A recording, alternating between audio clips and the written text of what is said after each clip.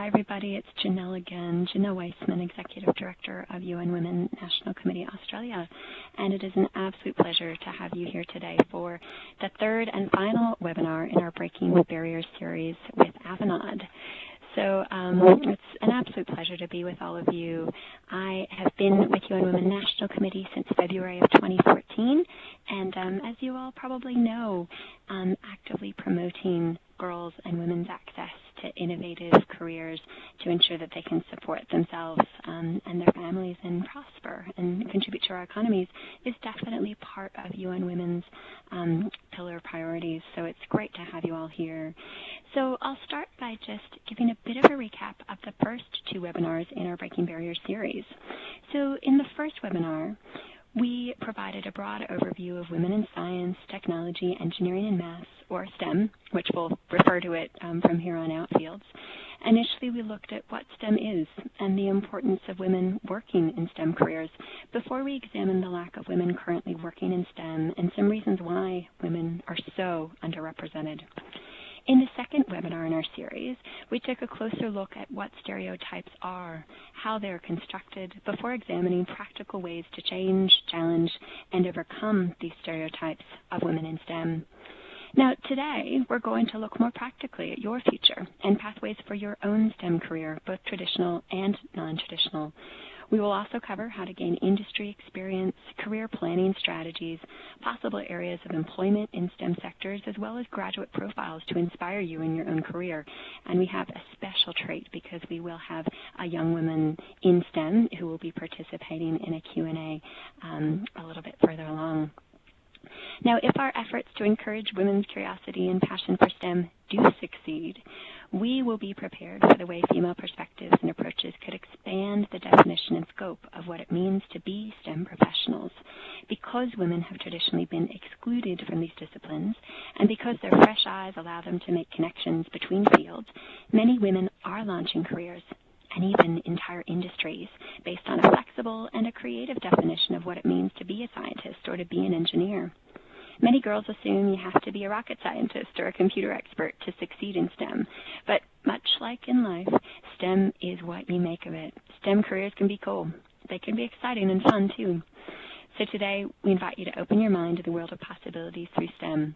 Do you love to travel? Do you have a thirst for understanding how things work? Are you into sports? There will surely be a STEM career for that. So, to kick it off, let's talk a bit about science. Science fields are characterized by systematic observation, critical experimentation, and the rigorous testing of hypotheses. Science encompasses disciplines within the natural and physical sciences, as well as selected disciplines from agricultural and environmental studies.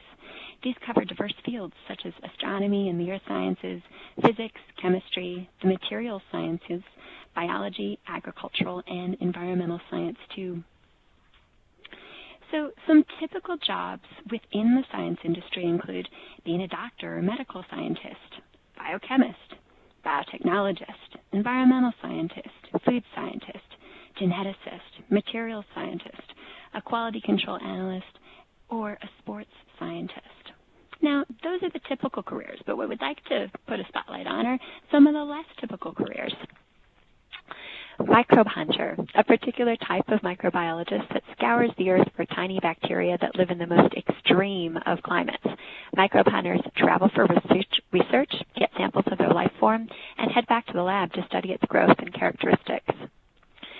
Fireworks designers are chemists that create chemical compounds to create the brilliant colors and explosions in fireworks, something we all probably have seen over our lives. Space psychologists, they would work with astronauts to help them cope with things like weightlessness and the all-around strange environment that you experience in space.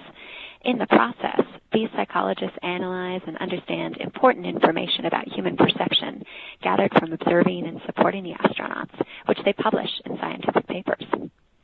A forensic anthropologist helps solve crimes by identifying and analyzing human remains too damaged or aged to be investigated by the conventional means. The traditional pathway into a science career commonly involves studying science and related STEM subjects in high school before transitioning to studying more specific STEM subjects at university. Now, throughout the duration of undergraduate science studies, students develop key skills which employers highly value.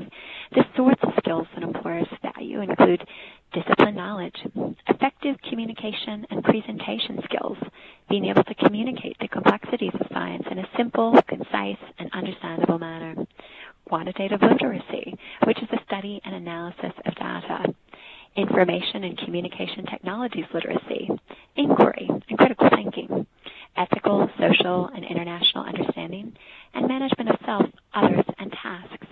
These skills are highly valued within scientific workplaces, and cultivating them now can put you in a better position when seeking employment down the track. Towards the end of an undergraduate course, students have the option of applying to their faculty to complete an honors year. This fourth year is a minimum requirement of considering a career as a professional scientist. Academic results are the main criteria to being accepted into an honors program, so be sure to consider this as an option at the beginning and throughout your degree. Postgraduate study is also increasingly considered to be valuable for science graduates, not only for personal development, but also to increase employability. Now, when you're considering your career options as a science graduate, you should begin by considering the type of industry in which you would like to work, and ensure that you understand what skills and what knowledge are required for success in that particular field. So, what industries are available to science graduates?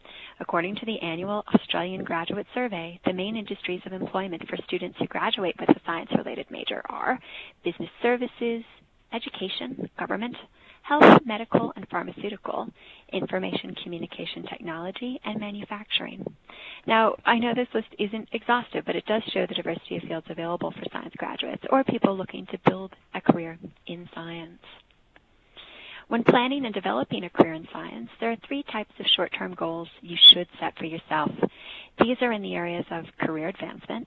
Think about where you want to be, what your dream job is, and how and by when you want to be there. Skills development, developing yourself and your skill sets to add value for the organization and for your own career development. Project goals, thinking about what your purpose is for doing the project that you are doing and what you hope to achieve by it. Now, the SMART principle is a handy strategy to keep in mind when setting these goals. SMART stands for making your goals specific, measurable, action-oriented, realistic, and time-bound. Keeping the SMART principles in mind when setting your goals helps to ensure that your goals are clear and you're more likely to meet them. Another science career strategy is that of informational interviews, where you gather first-hand information by interviewing or asking relevant people who are already successful in a career that interests you.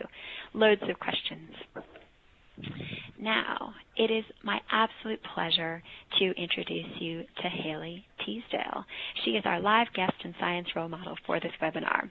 So I have Haley in our office here in Canberra with me, and I'll kick it off by asking Haley, what was your background or pathway into STEM and your non-conventional pathway to your PhD? Thank you. Thanks so much for having me. So I am one of the very few people, I think, who always knew they were going to be a scientist. I never questioned it. As long as I can remember, I always wanted to be a scientist. But for the majority of my life, I didn't actually understand what that meant. I pictured myself in some kind of idyllic laboratory studying whatever I wanted until I found that amazing result. And that's not exactly how it came to be. So I generally started, as everyone else does, in a bachelor's degree of science, and I thought that I wanted to be a geneticist. I love genetics. But while I was there, I actually fell in love with the brain and had the opportunity to change my pathway and ended up becoming a neuroscientist. But during my bachelor's degree, I became really sick. I have immune deficiency and problems with my blood pressure, which made it really hard for me to attend class, and I couldn't maintain a regular study load. So what I ended up doing was just doing one or two subjects at a time. I ended up having to quit my job and really drop back, but I persevered and ended up finishing my degree. It took me a little bit longer, but I got there in the end, and my grades weren't exactly fantastic. So the next step proved quite difficult. The next step is generally an honours year when looking to pursue a science career. And as I was interviewing with honours supervisors, I was doing quite well and I had some good offers. But one honours supervisor said to me that you will never be a scientist. Because of my condition, I would be an occupational health and safety risk. So I thought maybe I'd be a clinician, and I went and interviewed at a few different physiotherapy departments where head of physiotherapy at the university told me I would never be a physiotherapist because of my condition. So I proved both of them wrong, and now I'm a scientist in a physiotherapy department. Basically, I got my health back on track, and I did a 6-month bridging degree. This was a graduate certificate of neuroscience. It helped sharpen my specialisation in neuroscience and gave me some experience in a lab and writing a short thesis. So I did that, and I gained entry to a Masters of Health by Research, and I performed so well in my first year of that, doing what I loved, that I was able to upgrade to my PhD, which I am 1 year away from finishing now. So that's how I got to where I am. That's fantastic, Haley. Thank you so much for sharing your story. Now, can you share with us, have you experienced any challenges, particularly as a woman in science, as a woman in STEM?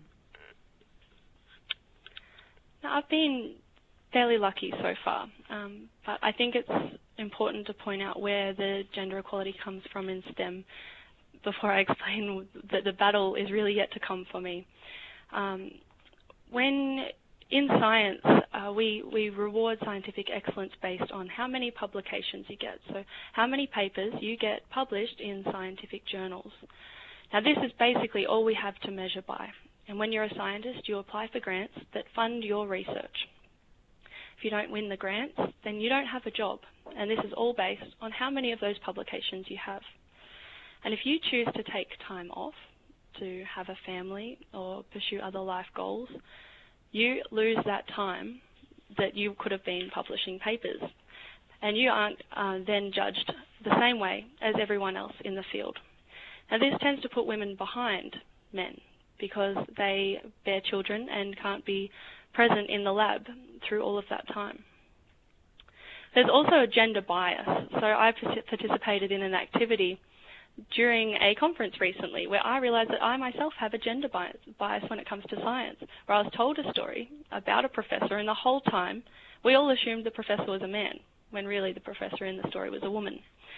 And this surprised a lot of us because we were all so passionate about gender equality in science, and yet we all had this gender bias we didn't realise. So we already have this working against us as well. Now, gender balance in PhD students is actually fairly good at the moment in science. We have a fairly equal balance, but it's as soon as you move past a PhD that this gender equality becomes glaringly obvious.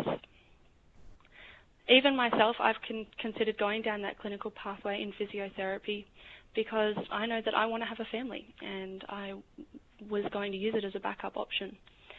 And that's how we lose our brilliant scientists. We make them choose between life goals and being a scientist. It's all or nothing. So I really think that if we could have this gender equality in science, that it would actually be a gigantic benefit to Australian science itself. We would stop losing all of those brilliant minds because we're making them choose, or we're not judging them fairly based on the opportunities they've been given. So I haven't had any trouble so far, but my battle is yet to come. So I'm jumping ahead of the curve and fighting for gender equality now before I get there. That's great. And, you know, Haley, you shared early on that there were certainly some people who were in positions of power who told you that you didn't have a chance at pursuing the career, and here you are proving them wrong. So good on you. That's really fantastic and inspiring, and you do raise some really important points about barriers that impact women in science and enable them to flourish in their careers. Now, we know about some of the people who said you will not be a scientist. Talk to us about the people who have been your shining light throughout. Do you have any role models or mentors that have been working with you along the way? I definitely do. Probably too many to mention, but there are 3 very obvious ones for me in my career path. The first was a family friend. I just adored her growing up. She was a medical scientist, and I just thought that she was the absolute coolest. And she showed me that a woman can be a scientist, and she was that person that made it a reality for me. I have my PhD supervisor, who is a fantastic scientist, teacher, and mother, and she really can do it all. She does it with such ease, and I have so much respect for her. But my biggest role model is actually not a scientist, it's an accountant, my mother. She's an incredible businesswoman, and she decided she wanted to change her career midway through her life while starting a family, and she did it, and she has climbed all the way to the top, and she's incredible. She even sat one of her accounting exams in hospital just after giving birth to my brother.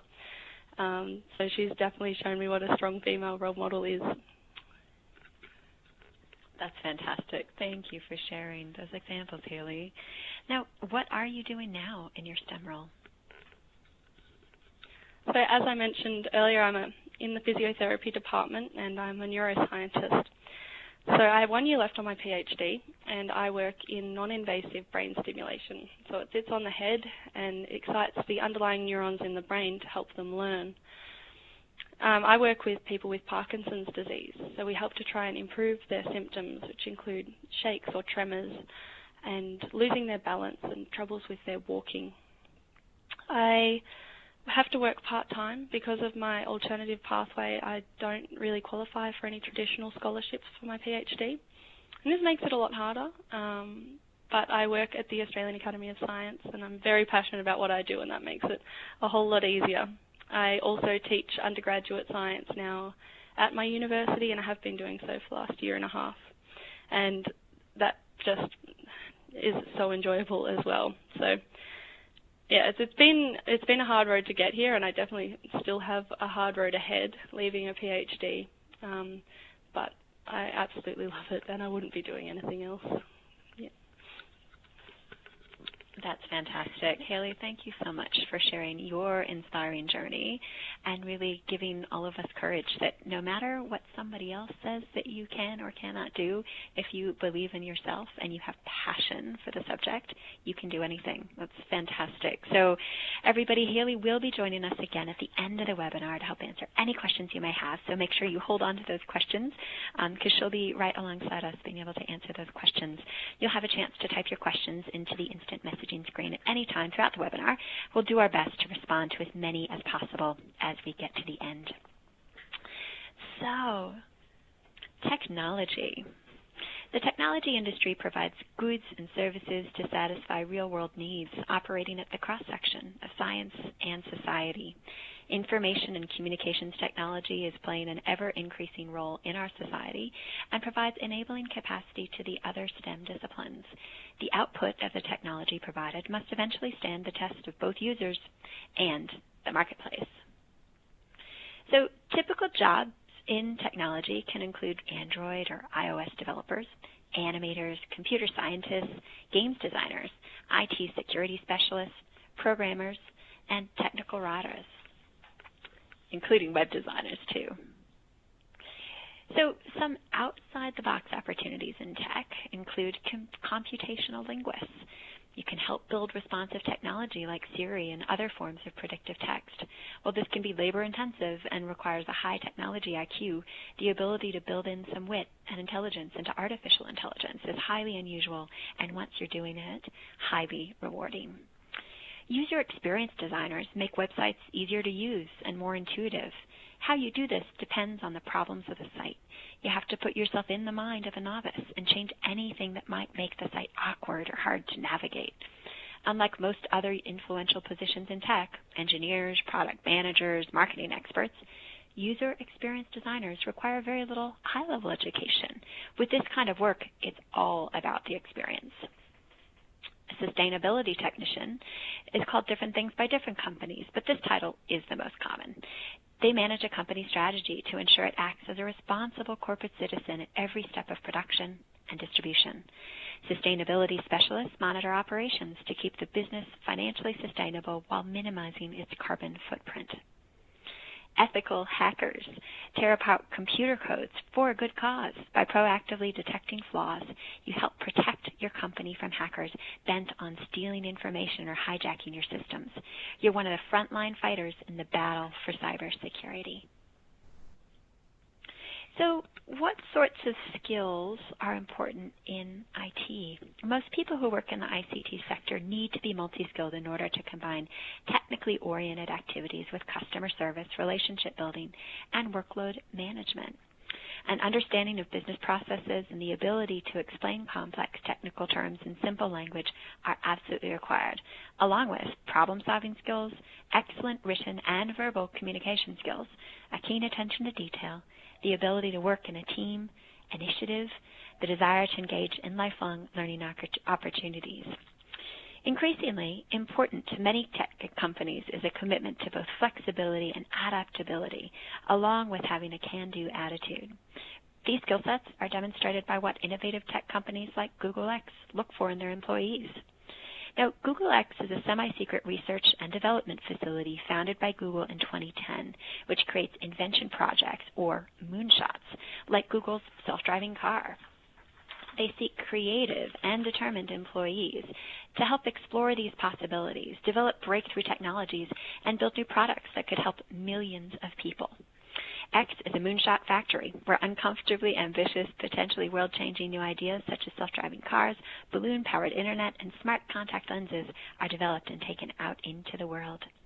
Now, to work in companies like Google X, employees are committed to taking the initiative, to learning continuously and working together as a team to create tech solutions to some of the world's biggest problems. Now, how can you get those skills? There are 4 main education and training options for people wanting to enter the technology industry. On-the-job training, which includes induction and in-house training programs. VET programs, including Certs 1 through 4, diplomas, and vocational graduate certificates offered by organizations like TAFEs and private training colleges. Now, there are 4 main types of VET courses. Certificate courses range from Cert 1 to Cert 4 in information technology, or multimedia. At the Cert 4 level, these courses usually become more specialized, focusing on, for example, client support, multimedia, or networking. Diploma and advanced diploma courses may begin with a certificate course. These usually take about 2 years to complete. Graduate programs offer people with the on-the-job experience and an undergraduate degree with the opportunity to obtain a vocational graduate certificate or higher. We'll be talking a bit more in detail about graduate programs a little later on in the webinar. Statement courses include vendor programs and also non-vendor specific specializations. For example, creating databases, developing macros, and learning to build, upgrade, and repair PCs. These courses are often useful for small business operators and those with special interests. On the side of university programs, this includes undergraduate degrees, degrees with honors, graduate diplomas, and master's qualifications. And ongoing professional development. This is usually run by professional associations or industry groups. Some of these have prerequisite qualifications or experience. A less formal way to gain experience in the technology sector is to try out your skills in a hackathon. A hackathon is where people from different aspects of the tech industry, like computer programmers, software development, graphic designers, and interface designers, gather together to collaborate intensively on software projects at an event. It's also a great way to meet other like-minded people. Career progression. After gaining the necessary skills from the above pathways, there are 3 main forms of career progression within the ICT industry. First, following a traditional career path. This often begins with an entry-level role, such as working as a help desk operator, as a student or recent graduate, before undertaking further training in a specialist area to become a network or database administrator. Becoming an operations manager might follow, or even becoming the chief information officer of a larger corporation. Each progression has a higher level of responsibility, as well as an increase in pay and in benefits. Second, undertaking a range of roles within a single organization or industry. This career path suits people who prefer a varied career to moving into management roles and involves changing roles between companies or teams in order to learn new skills, gain new experiences, and move up the corporate ladder. Third, Developing a specialization, you can become highly valued and often highly rewarded for your knowledge and expertise in a niche or specialized area such as mobile app development. You might be lucky enough to be so specialized that you find yourself traveling around the world as a leading expert. Now, for all of these pathways, it's important to keep ahead of changes in technology and develop new expertise as and when necessary. Now, I want to talk through a few career planning strategies. Firstly, getting experience in your current workplace. There are so many ways to get experience in your current place of employment. Shadow someone, get a mentor who's involved in an ICT project. These are two great ways to find out more about a role without actually making a move. And this may be an alternative to consider if you can't transfer or take on extra duties. Networking is key. Formal networking activities are provided by universities, professional associations, and industry groups. You can use these activities to get to know people in the industry, as well as find out more about working life, job roles, and expectations. Informal networking activities include talking with people who are about to graduate or who are currently studying about their own job seeking and work experiences. They may even know about positions available in their organization and can put your name forward. Targeted cold calling. Researching a range of organizations to see which ones match your career interests once you've obtained all the information you can via the internet or other material. Write up a list of questions you'd like to ask and get in touch with someone from the company. Then you can target your resume and cover letter to the right person, showing them exactly how employing you will benefit their organization. It is important before cold calling to do your homework. Make sure that you look at what is publicly available on the internet, because it goes a long way when you make that cold call to show that you've done that homework and you know what they're all about and what skills you could bring to the organization. Contacting recruiters. Did you know that there are recruiters that specialize in ICT jobs? Some of the most successful include Graythorn, Spark Recruitment, and Titan. Teach yourself to code. A basic understanding of coding, especially HTML and JavaScript, is integral to most ICT roles. You can learn to code for free online or attend classes. Codecademy offers all of its courses and materials for free, along with built-in tools for writing and testing coding skills. Programs like Free Code Camp, Crunchzilla, General Assembly Dash, and Khan Academy also offer free classes for coding online. Now, let's meet some female tech gurus and see how they got to their current careers. First, I'd like to introduce you to Vicky Yu. Vicky studied a Bachelor of Engineering, specializing in software. Whilst studying her degree, Vicky did some casual work on the side that wasn't related to her studies. Although the experience and skills she gained during her casual work, such as self-organization, working proactively, developing a work ethic, and taking responsibility, later proved helpful in preparing her for the realities of the workplace. In the final year of Vicky's degree, she answered a job ad for a volunteer position at a provider of resource planning and asset management software. Each year, the company takes on some university students who are close to graduating. While she found it a bit daunting at first and received no formal training, she found the experience absolutely valuable as it helped her to obtain her current position. Vicky had originally planned to go into research after she finished her degree, but she changed her mind towards the end of her studies. She found that there was too much competition for graduate positions in programming, so she decided to look at other entry-level roles. She found a graduate opportunity on the website Seek with DST International, a provider of investment asset management solutions, and was successful in securing the role. Vicky said that she didn't start out with the set career path in mind, but she had always enjoyed working with technology. She decided to study the Bachelor of Engineering software degree at the University of Queensland, as during the first 2 years, students learnt the basics of programming, while the third and fourth years were more theoretical and prepared students wanting to undertake research. Now I'd like to introduce you to Christine Shao, Bachelor of Tech Honors, Master of IT. Christine's journey to the technology field began with her first animation program in year 11, written in Quick Basic. She was fascinated by how equations are translated to moving clouds and how simple algorithms can be used to solve complex problems. While completing her Bachelor of Technology degree in Auckland, Christine took up a software development role, writing marina management programs. Having received first-class honors in her specialization, she knew she was technically competent. However, after working on real industry projects, she realized that ICT is not only about programming. She then decided to move to Australia after working for 2 months as a developer so that she could develop more business skills and gain a greater understanding of the ICT industry. She studied and completed a Master's of IT degree at Queensland University of Technology, focusing on project management and software architecture.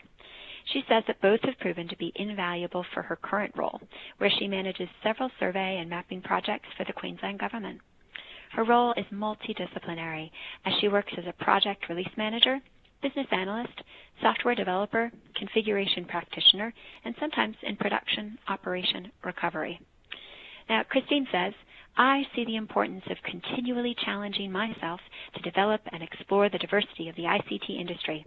So far, I have attended conferences and seminars and used every opportunity to talk to people from all levels and backgrounds. In addition, my volunteering experience in the Young IT Board for the Australian Computer Society has helped me to demonstrate leadership and teamworking skills when applying for my current job role. It has also given me the opportunity to be closely involved in shaping the industry. It's fantastic. I think it's really important for us to showcase some real-life examples of young women who've been exceedingly successful in their careers. Now let's talk a bit about engineering, the E in STEM. Engineering draws on scientific, mathematical, and technology knowledge and methods to design and implement physical information-based products, systems, and services that address human needs safely and reliably. Engineering takes into account economic, environmental, and aesthetic factors. So, some typical jobs. They include aeronautical engineer, biomedical engineer, chemical, civil, electrical, mechanical, and software engineer. Those are all engineering jobs that you may already know of. But what we'd also like to talk about are some of the less common careers that might stem from an engineering degree. Oil and gas diver. This is a popular engineering job for oil-rich countries like those in the Middle East. An oil and gas diver's responsibilities include inspecting and installing rigs, welding, and laying underground pipe. Be prepared to spend weeks or even months on an oil or gas rig for the duration of your contract if you're an oil and gas diver. Robotics engineer. If you're interested in robotics and want to work at theme parks to fix problems with the rides, then a mechanical engineering degree can take you on the pathway to becoming a robotic engineer. Product sustaining engineer. When a company's product is no longer being manufactured and there may be a relative risk that dangerous issues could still arise from that product, could be in regards to safety, reliability, or even damage to the brand name, product sustaining engineers come into play. They try and stop possible issues as well as make sure that the next design review builds on lessons learned from the previous design of the product that is not being manufactured any longer. Here's a career path diagram. Now, to become a professional engineer, you need to complete a 4-year full-time Bachelor of Engineering degree at a university. Many students choose to undertake a combined degree course, combining engineering with science, business and commerce, arts, or a range of other disciplines. It is also possible to qualify as an engineer technician or associate through completing a diploma course at a TAFE. Relevant work experience is usually a key element of any engineering qualification.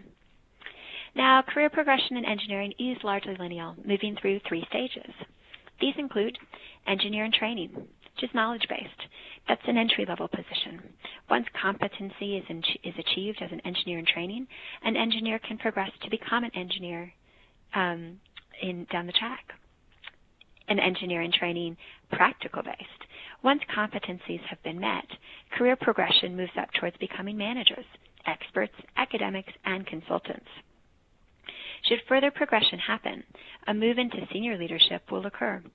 To demonstrate competency in these roles, you need to show proof of knowledge, experience, or applied thinking to a problem deemed to be an engineering problem. This requires written accounts of work involving engineering contribution. Now, the majority of leadership roles will fall into one of the management categories in the diagram on your screen. However, within the broad role of leadership, individual movement between these categories can also occur. Furthermore, in some cases, the distinction between these categories can be a bit blurred. A great deal of engineering work does use computers. This can include software design, testing, control of systems, and direction of equipment and analysis of the properties of materials. Now, here are a few areas of possible employment and career progression within each area. Government. Engineers working in government departments positively impact our public infrastructure, influence public policy, and affect codes and regulations. Many engineers working in government leave the technical engineering path as they progress and move into government management. At this level, additional leadership training and education in public administration or business management is recommended. Whether planning to stay on the technical track or not, government engineers should seek additional training in their area of expertise to advance within their organizations. Government engineers are often involved in developing policy and standards for the profession and for the general public. Education. Engineers working in education shape the future of civil engineering and prepare the next generation of professionals to enter the workforce. Civil engineers in academia are responsible for teaching the next generation of engineers and developing engineering curriculum, which prepares students with the knowledge they need to succeed in their careers. This career path requires an advanced degree, including a doctorate in most cases. Engineering educators write grants to obtain research funding and work with graduate students to conduct research aimed at developing advancements that can transform and develop everyday items and products. Additionally, facilitating student learning and achieving recognition as a top-performing teacher can help make this a fulfilling career choice. Consulting. Engineering consultants devise and implement civil engineering design solutions for a wide variety of projects and an array of clients. Consulting can offer a multitude of career opportunities. At smaller firms, civil engineers have the opportunity to work on numerous and quite varied projects, design challenges, and management-related activities as well. At bigger firms, they have the opportunity to focus on specific projects, design expertise, and business management, depending on the core competence of the respective firm. Whether at a small or a large firm, civil engineers in consulting generally start with basic engineering evaluations, computations, and design, which opens the door to many career paths and flexibility to change paths if they so choose. Industry. Industrial engineers use civil engineering to bring innovation to industry for more successful and cost-effective operations, processes, and products. Industrial engineers work in diverse settings, including manufacturing, technology, pharmaceuticals, and many others.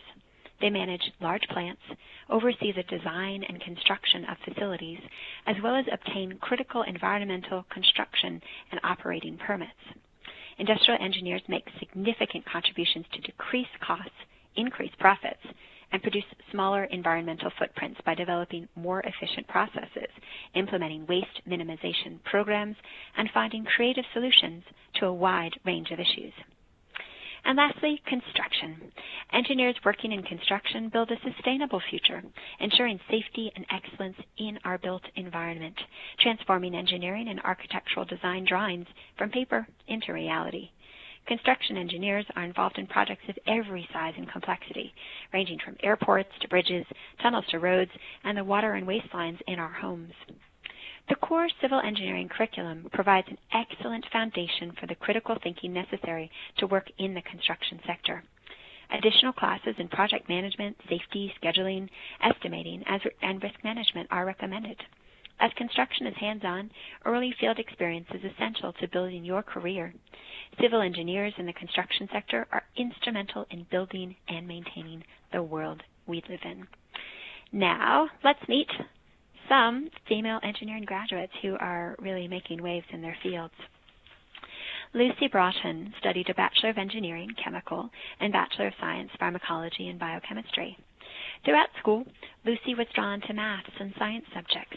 She decided to study a combined degree in chemical engineering and science at the University of Adelaide to integrate the highly practical problem-solving and design aspects of engineering with the theoretical and research-oriented features of science.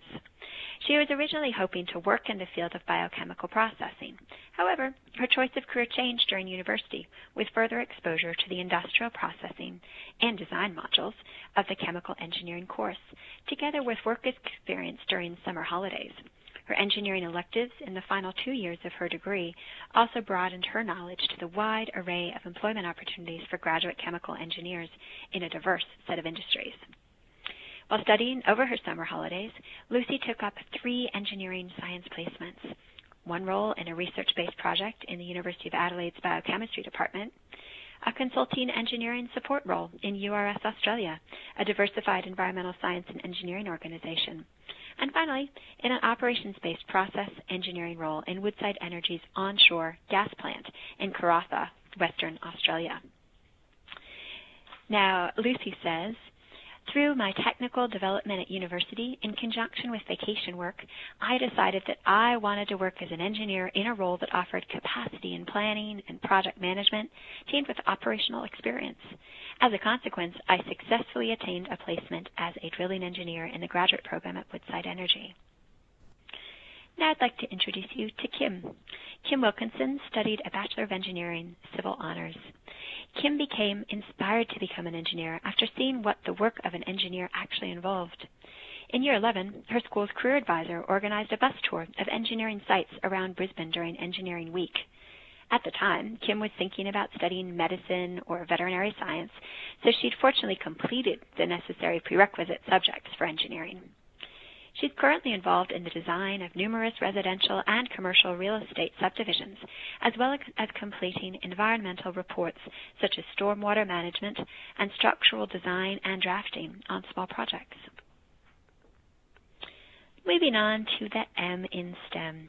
Mathematicians seek to understand the world by performing symbolic reasoning and computation on abstract structures and patterns in nature. Studying mathematics unearths relationships among these structures and captures certain features of the world through the processes of modeling, formal reasoning, and computation. Now, some roles that you might be familiar with in terms of career path for mathematicians include being an accountant, actuary, data analyst, data scientist, financial controller, financial trader, a risk analyst, statistician, or an astronomer. Again, as with each of the other areas, we also like to invite you to think outside the box to look at other career pathways that mathematics might lead you to. These could include special effects director. Use maths as a language for expressing physical phenomena and their interactions. Powerful computing equipment, numerical methods, and algorithms are used to make the most of the spectacular feats in the visual effects industry. Forensic scientists. They use maths principles to figure out the location of crimes, test evidence, and even determine the type of weapon or impact that caused the victim's injuries. Stockbrokers gather information from clients about their needs and financial ability and then determine the best investments for them. Car designers use design principles to create practical and innovative new designs for everything from the family car through to cool racing cars and cars of the future. Car designers use geometry to design cars that both look good and perform well. They work with engineers using calculus to design ever more powerful and economical engines. Undertaking some form of math in high school significantly increases the number of university courses you can enroll in, as math is a prerequisite for many other STEM field courses. Having a basic understanding of maths also gives you a good foundation for a number of skills that are highly desired by employers, such as the ability to do a basic cost-benefit analysis, analyze statistical data, or generate new information from existing data. There are 3 main streams of mathematics studies: pure, applied, and statistical. Applied maths has practical use, while pure maths is separate from the physical world. It solves problems, finds facts, and answers questions that don't depend on the world around us, but on the rules of mathematics itself.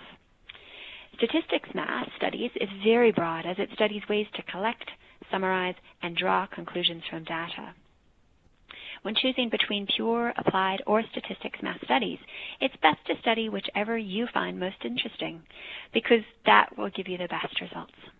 However, there are particular shortages of experts in statistics, risk management, and financial mathematics, so anyone especially interested in enhancing their job prospects could consider taking some courses in those particular areas. Courses in mathematical modeling are also generally useful, as are combined degrees, for example, a maths finance or maths law double degree. Now, what are some of the valued skills that employers want in mathematicians? Written and oral communication skills, the ability to work in a team and autonomously, the ability to take initiative, problem-solving skills, basic computer literacy, especially in spreadsheets, is very desirable. And for some jobs, though not all, computer skills and programming are highly desirable as well. So what are some of the areas of possible employment? As computing and technology continue to develop, many areas have been opened up to mathematical advances. For example, in finance, biology, weather simulation, medical diagnosis, image processing, providing many new kinds of job opportunities. Mathematics graduates are highly sought after to give a competitive advantage to organizations who are looking to think creatively or develop new advances. The ability to think logically and to problem solve, both analytically and creatively, are vital to mathematicians and as such open pathways to many jobs. Opportunities are diverse within mathematics, with jobs ranging from banking and investment to environmental sciences such as oceanography to computing and information technology, as well as roles in government, education, or research.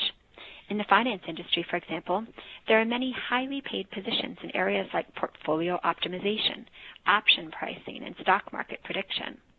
The handling of large amounts of money requires the use of sophisticated mathematical techniques to limit risk.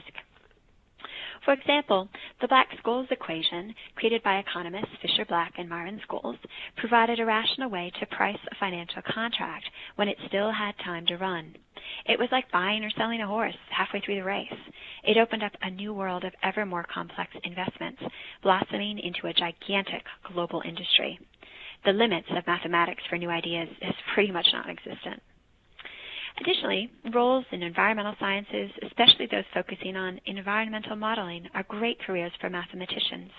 Courses in oceanography, marine science, and meteorology are directly relevant to work in the Bureau of Meteorology, Weather Zone, and CSIRO.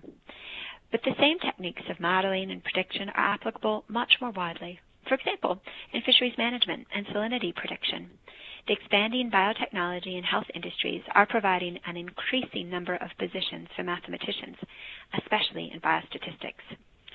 For those who wish to inspire the next generation of mathematicians, there are positions available for mathematics teachers in primary and high schools.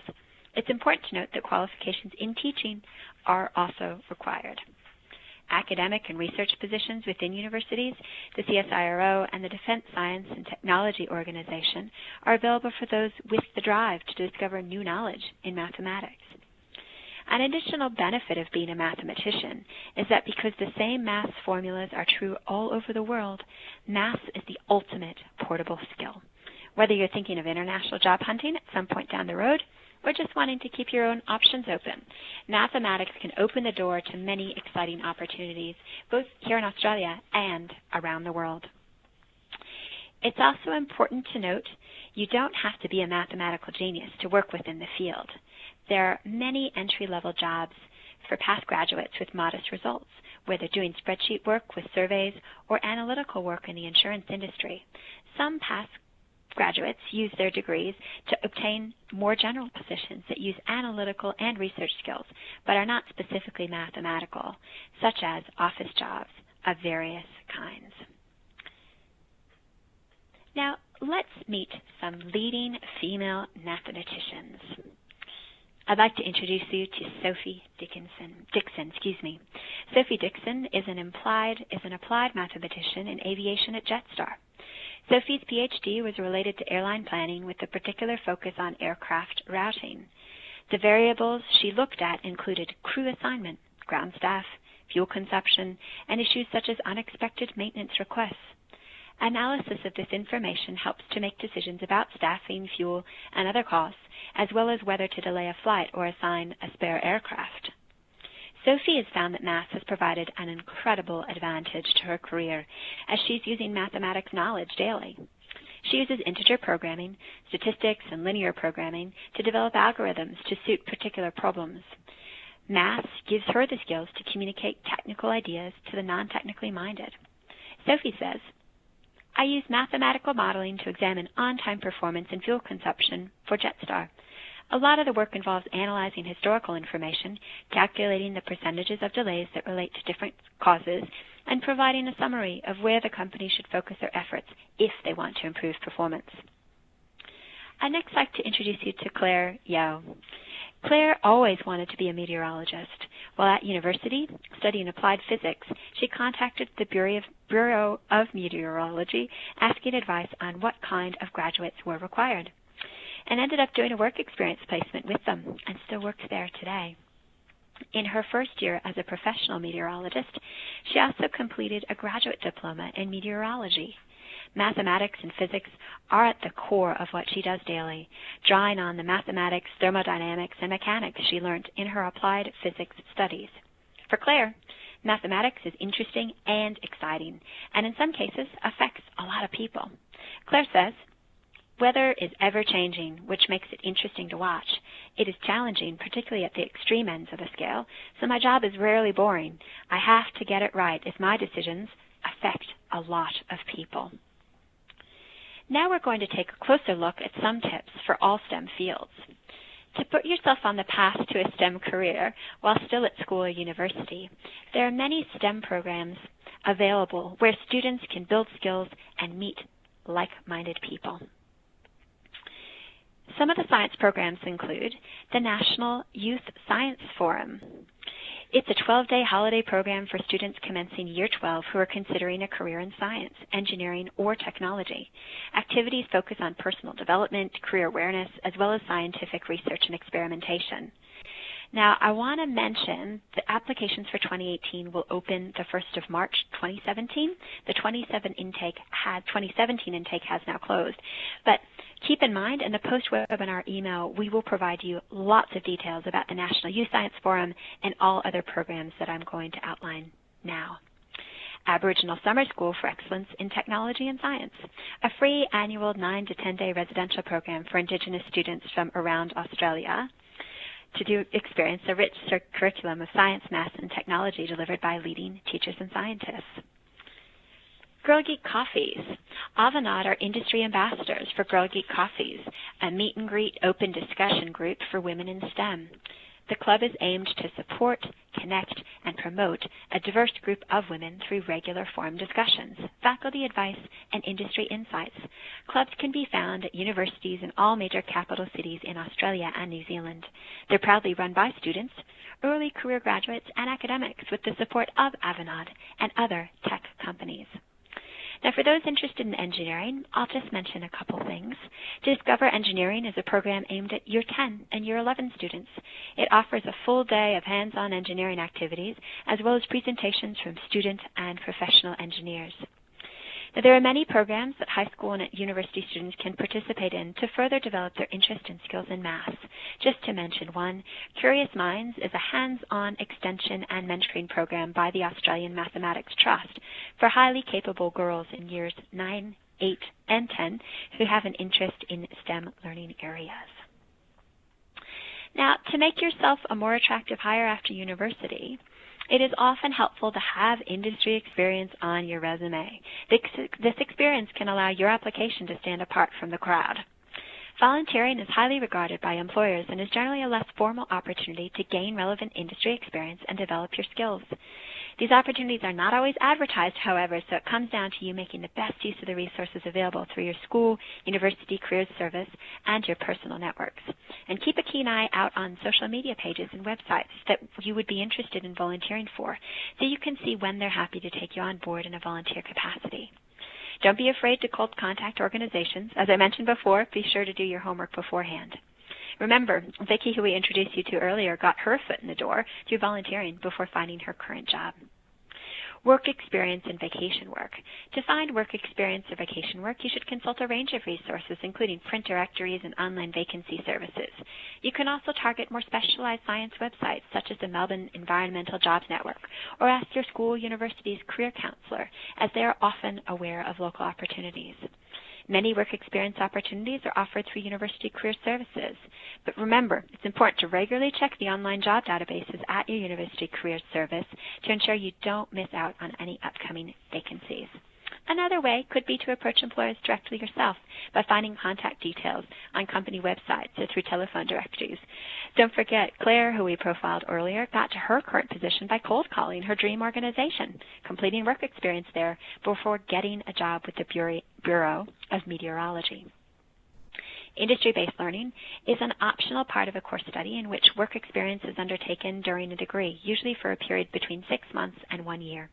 These are course-related employment positions with hands-on experience in the application of scientific and business principles.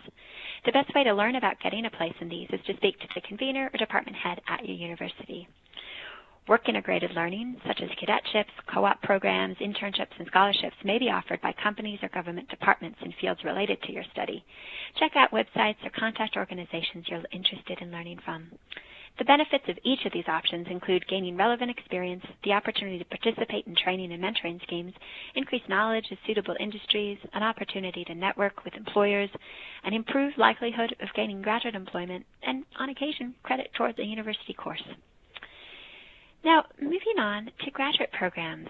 Grad programs are a valuable source of industry experience and can place you in good stead for the rest of your career.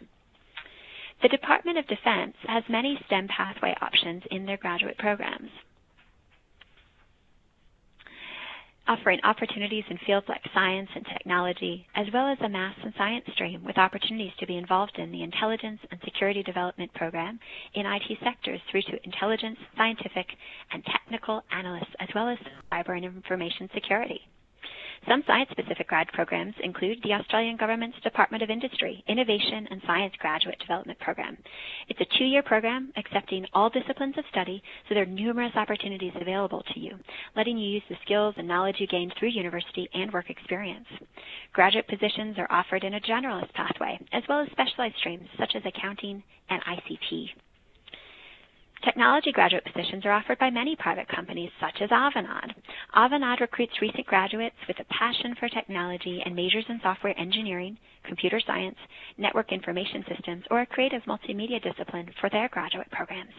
Avanade offers fantastic support to their graduates, which we will hear more about when some of the graduates join us on our panel shortly.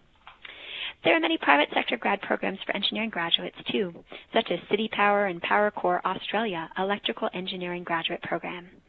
Electrical engineering students are able to be employed by City Power and Power Corps Australia electricity distributors in Victoria for a 3-year graduate program.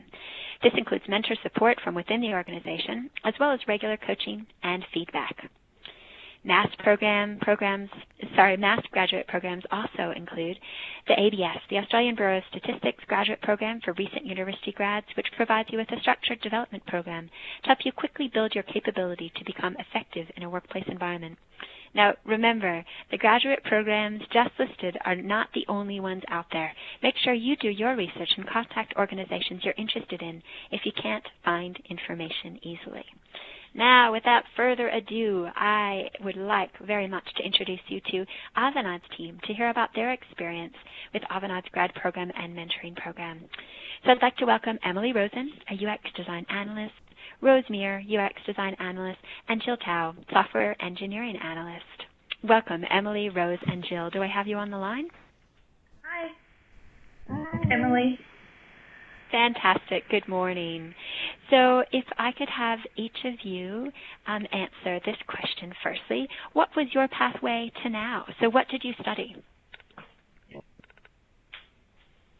Kick it off with Emily. Okay. So I originally studied advertising and marketing at University of Canberra.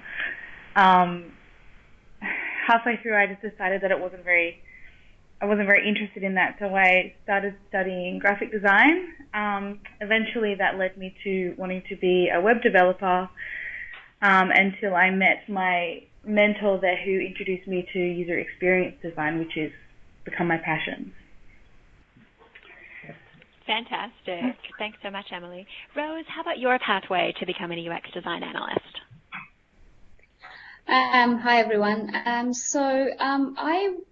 was kind of a mature age student when I went to uni. So at the time I was working for Accenture, and I was keen to start something in the kind of IT or web development type of work environment, but I didn't know where to start. So one of my bosses became my mentor. He asked me to just go and join uni, which I went to University of Technology, Sydney, and I did a degree in communication, but I majored in information services, which would have made me an information architect / in the web development type of work. So I finished that. As I finished that, because Avanade and Accenture are so closely connected, that's how I found out that I have a better career path at Avanade than Accenture. So then I joined Avanade. Fantastic. Thank you so much, Rose. And Jill, I'm going to ask you 2 questions. So what did you study? What was your pathway to now? But also, why did you choose IT as a career? So, hi everyone. So I did a Bachelor of Digital Media at University of New South Wales. And after that, I decided to pursue a master's degree of IT at University of Technology Sydney, focus on project management and software development. I was also a part-time web designer and graphic designer while studying in uni, and I joined Avanade graduate program after uni. So now I'm a software engineering analyst. Why I chose IT as a career? Because I'm always passionate about technology, and I think it's amazing that technology can change the way we communicate, the way we learn, and the way we work. So, and also I find there's so many job opportunities in IT that's not limited to just one industry, but also like banking, medical, public service, all kinds of industries. So that's why I chose IT. Fantastic. Thank you, Jill. And back to Emily, how about you? Why did you choose IT as a career? I'm just so always fascinated by how it's like the web and technology, how it's always changing. So there's always room to grow and learn. And yeah, there's just always something new going on that is just always so interesting to me. So yeah, that's why I chose IT. Fantastic. Thank you. And Rose, why did you choose IT as a career? I echo what Emily said, and I'll add to it that mine was I was specifically interested in front-end development. Is because it fascinated me what people could do with websites and the content and how they communicated their business ideas across. So I just was keen to learn that. That's pretty much it for me. Yeah. And yeah, given that how technology is actually shaping our lives as well, and it's rapidly changing, I just wanted to be in an industry to start with that was exciting. And obviously the word exciting is very subjective, but to me it happened to be IT, the IT industry. Absolutely. Well, I would say it's indisputable that it's an incredibly exciting industry when you think about the way that technology shapes our world. As you say, you're having a direct impact on the way people receive information and understand and gain knowledge. So I think it's indisputable that it's an exciting industry. That's my 2 cents. I'll turn it back over to Jill. So how did you find out about the Avanade graduate program? So I was studying at UTS, and my uni offered lots of career services, including workshops and career consultation. That's why I found out about the graduate program that would be most suitable for me, because I think it's well designed for fresh graduates. So I did my research online to look for the IT companies that offer graduate program in Sydney. That's how I came across Avanade. Fantastic. And Jill, can I ask you a follow-up question as well? What has been the best aspect of Avanade's graduate program for you personally? I think apart from all the very helpful trainings I've received, I think the best aspect is that the company offered us a great amount of support. I have a career advisor and as well as a buddy. Also, we have talent communities, so I always have someone to ask questions if I have any doubts. I also want to mention that because there's so many areas of IT, I wasn't really sure which area I should go into when I first started. So it really gives me the opportunities to work out which areas, specialization that I want to take with my career later on. So I think that's very important and helpful for fresh graduates like me. That's great. Thank you. I think we all can understand the importance of support being a feature part of a graduate program, so it's fantastic to hear that you've received support and advice every step of the way, particularly as you explore the vast opportunities and choices available to you in your career. So, Rose, can I ask you those two questions together? So how do you find out about the Avanade graduate program, and what's been the best aspect of Avanade's graduate program for you personally? As I mentioned earlier, for me it came naturally, and I think easier than a lot of graduates, because I kind of swam down the stream. I was working at Accenture, and Avanade is part of Accenture, and in terms of the location or office base. So I had connections, and again it comes back to collaboration, networking. So my networks, as I was looking for a graduate role, one of my networks said to me, "Have you tried Avanade?" And I was thinking, well, does Avanade have what I want? They're like, absolutely. So then I found out a little bit more, and then I joined Avanade. So the best aspect with joining Avanade graduate program, as Jill said, is there's a lot of support for you. And also, when you're a graduate, you kind of sometimes can't make up your mind where necessarily you want to be. And they allow you to try options. There's a lot of support in guiding you, mentoring you, also training you. So they provide a lot of training, and they know which is a great support for graduates. Further training, I should say. So that's a great investment in a graduate, I should say. And so I found it really, really helpful to be guided. You know, for example, I didn't know whether I wanted to be in front-end development or should I be more user experience designer. But then I found out that I could choose both. So I could I could be an expert in front-end development, but I could also be user experience designer, and research and everything. So I think that not a lot of organizations offer that. So I really like that. That's fantastic. So you've touched on, in addition, just really honing in on the fact that training has been a key feature of the Avanade graduate program, which is a huge contributing to your success and your career. So Emily, in closing, could you please share with us how you found out about the Avanade graduate program, and what have been the best aspects of Avanade's graduate program for you personally? So my now boss, I guess, my talent community lead came in, had a chat to our class while I was still at university, and my teacher was like, "Hey, you should really talk to this guy." So I stayed back, and I was really nervous, but I did some networking, as they say, and yeah, we just had a chat, and he told me about the grad program, and we sort of kept in contact. And then when they were recruiting, I applied and was successful. The best aspect. So I think Rose and Jill pretty much summed it up in terms of the support. So I'm going to mix it up and say Seattle was pretty great. Yeah, sure. Going to Seattle was kind of awesome. Oh, and getting to meet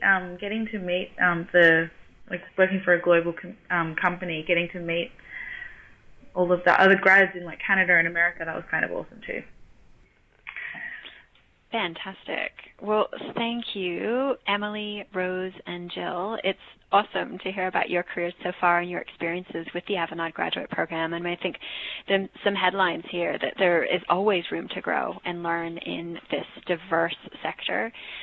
You all pointed to the importance of being fearless and courageous and doing networking and collaborating and making sure that you put yourself out there and take advantage of opportunities, and that features of the Avanade graduate program have been training and support. So as you all on the webinar today consider career paths down the track, it is important to do your shopping, do your homework around who you might want to work for, what sorts of supports are available, and what sort of career opportunities and growth opportunities might there be for you. So thank you all for participating in the Q&A. Now, next, I'd like to talk a bit about non-traditional pathways into STEM. We've talked a lot about traditional pathways in STEM careers, but don't be discouraged about your future in a STEM career if you didn't study a relevant degree at university, or if you haven't studied science in high school. Whilst these are highly sought after, there still are other pathways into STEM careers. These include bridging courses. They're a great way to either brush up on your general academic skills or gain knowledge in a specific subject area, like STEM, before beginning a more formal course. Carnegie Mellon University's Open Learning Initiative has a free online STEM readiness course, which covers core skills of math, workplace communications, and professionalism. What's even better is you can participate in these courses from anywhere in the world. Now, your local university will provide bridging course opportunity pathways to get into the degree you're wanting. If you can't find the information you're looking for online, call the university. That could add a lot of information and could be helpful. Career transitions. If you already have an undergraduate degree but are wanting to change careers, a master's degree could possibly help with that, such as a master's of teaching after your undergraduate science degree, if you decide you want to be a science teacher. Other helpful tips for career transitions include check what the required qualifications are for the field you want to move into, whether an engineering degree is a requirement or maybe employers will recognize alternative qualifications or experience.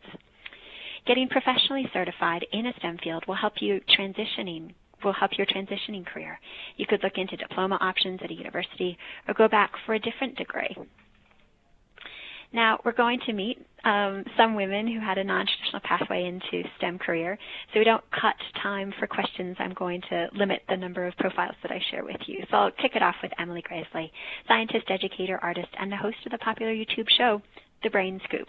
Emily is a great example of a non-traditional STEM career. She followed her mother's advice, never let anyone make you feel as though you need to fulfill an alternative agenda if what you really want is an education. Emily parlayed her degree in art, passion for natural science, talent for writing, and experience in museums into a job of her own invention. The Field Museum of Chicago's first ever Chief Curiosity Correspondent. How good is that for a job title? Emily rejects a staid and inflexible definition of science and the scope of the careers women can pursue in its study. Emily says, science is a really intimidating word that some of us just need to get over already. It's almost a buzzword, and it seems to put restrictions on what naturally comes to humans, being curious. Now, you may remember Brina Lee. She was somebody we shared and spoke about in the first Breaking Barriers webinar. We wanted to bring her back as a profile in the third webinar to emphasize her unusual career path into becoming a leading woman in STEM, reminding us that it's never too late to move to a STEM career pathway. In college, Brina studied communications with every intention of pursuing a career in marketing. After she graduated, Brina took a marketing role at a small startup, but noticed that the company didn't have a website. One day, her manager put a book on her desk and said, "Learn HTML." Brina found that she spent the majority of her time developing the company's website and studying web usability to market their software products through the Internet. Because of this, she realized that small changes to a site's usability had a significant impact in enhancing the user's experience, eventually leading to greater sales. This experience led to her own personal excitement for exploring more coding opportunities and seeing how the limitations of technology could be pushed and redefined. Brina enrolled in part-time classes to build a foundation in computer science by learning Java. She was essentially taking extension classes to apply for a master's program, but no one would hire her for an internship because she wasn't enrolled in a traditional undergraduate program. But back in 2010, Brina received a scholarship to attend the Grace Hopper Scholarship Conference. Because of this, she was able to put scholarship recipient on her resume, and that's when the doors started to open. Yahoo saw her marketing background and hired her for an internship in user design. She ended up joining Yahoo full-time and then returning to university for a master's in computer science. She then joined Google and Facebook as a software engineering intern before becoming Instagram's first female software engineer. Brina says, even though I wasn't part of the 13% of women who study computer science as undergrads, 13%, I found my way into engineering because I wanted to build things that have massive impact. It's never too late to start a career when you're pursuing a passion. So next, I'd like to talk a bit about career tips. There are 2 key steps in focusing on a STEM career: defining your interests and building a network of connections, which we certainly heard from our Avanade panel and from Haley earlier as well. So what does interest you and what are you good at? There could be a difference between what really interests you and what you're good at. If STEM fields are what interests you, follow that path. Remember, however, that STEM studies can be combined with other disciplines such as business, law, communication, sales, marketing, and commerce. This means that you can be in an industry that really interests you and use the skills that you excel in. If you enjoy STEM subjects and you think it could be an interesting career, then continue taking them in your final year of high school. When thinking about which course to take at university, identify which subjects interest you and take a course that meets those interests. A STEM degree allows you to follow your interests into more specialized areas in second and third year. Remember, most universities do offer those bridging courses we've already mentioned for STEM-related fields. It's never too late to start your career in STEM. So define your interests first. It's not a profession. It's not essential. Think about what you're passionate about. Remember that defining your interests is a continual process. Don't feel pressured to define yourself professionally too early if you're not sure what you want to be. It's more important to define your interests than your profession. Talk to as many people as you can in those areas, then investigate all your options before making study or career decisions. Start by making a list of topics that interest you. Keep adding to that list as you progress in your high school studies. This will help you redefine potential careers as your interests mature or change. Talk to someone who's currently in a position which interests you. This will help you learn more about the role and build up your networks of contacts. Keep up to date with the latest STEM developments, both generally and in your particular area of interest. Some ways you can keep up to speed include liking STEM-related pages on social media so you can easily view them in your feed, or keep an eye on websites like sciencedaily.com. It's important to be realistic about the jobs you look for and about the time it takes to find work. And remember that one position can be a stepping stone to another, more appropriate one. Work and institutional experience count for much once you are out in the labor market. It's always good practice to research organizations. And business skills such as budgeting, project management, presenting, or promoting ideas are becoming increasingly important in most any organization or industry. Try to develop these skills wherever possible. Another important tip is to make sure your resume is tailored to the job for which you are applying, and in particular, it highlights your experience and transferable skills relevant to the position. Even if you don't find the perfect job right away, that does not mean you can't still build knowledge and skills in your personal life. Get involved in programs that interest you. Not only will you enjoy the learning side, but it gives you an opportunity to meet with like-minded people, make new friends, and network with potential future colleagues. Now, I would like to open it up to questions now. So on your webinar screen, you have an instant messaging box, and we would like to look at some questions. So we're just waiting to get those questions through, and we apologize for the delay.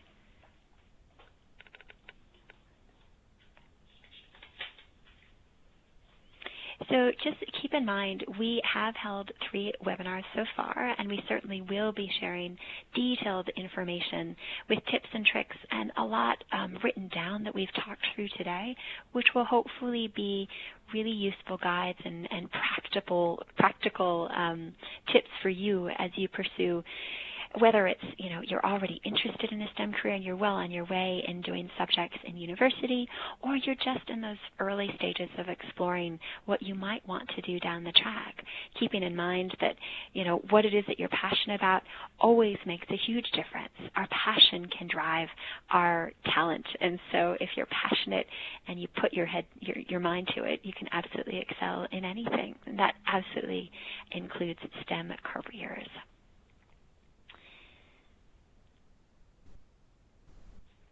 So I did want to actually bring Haley back in, if that's all right, as we're bringing in some more questions through the webinar box.